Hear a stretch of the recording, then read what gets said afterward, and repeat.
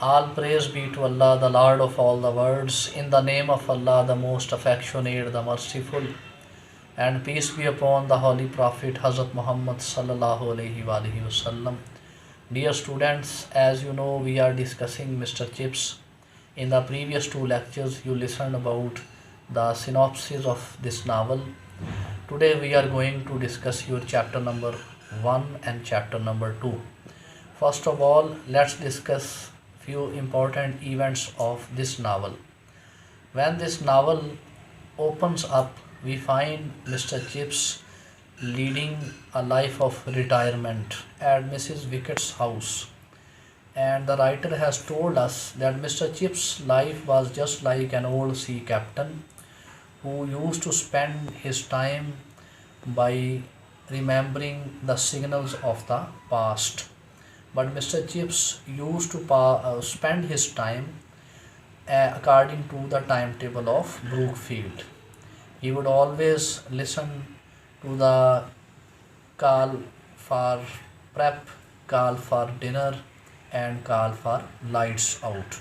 And when it was call for lights out, he would wound up his clock and then took a detective novel. And after few minutes, he would fell asleep. So these were the few routines which have been told by the writer in the beginning. Then the writer also mentioned that Mr. Chips used to sit by the fire, drink a cup of tea, and would muse about his past incidents of life.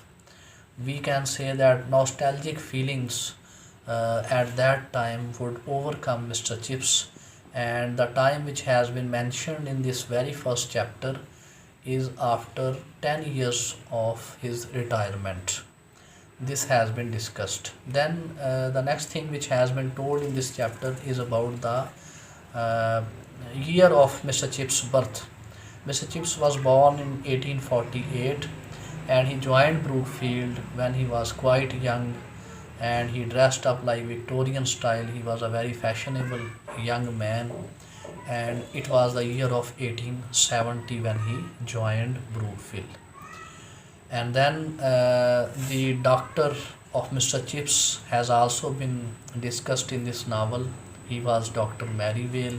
He was very courteous and friendly, and he would often visit Mr. Chips at every fortnight. Inshallah, we'll discuss more in next lecture.